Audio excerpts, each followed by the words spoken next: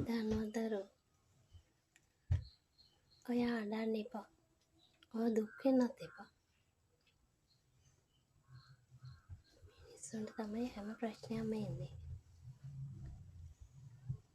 නුඹල කේකින් අප මිටක් හොයාගන්න බැරි වුණා නේද?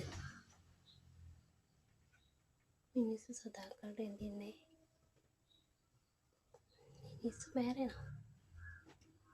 ඒක අපි දරා ගන්න පුරුදු වෙන්න ඕනේ. පිරිමියෙක් වුණාම ශක්තිමත් වෙන්න ඕනේ. ගැහැණියක් වුණාම දරා ගන්න පුරුදු වෙන්න ඕනේ. මට විතරක් නෙමෙයි ප්‍රශ්න එන්නේ.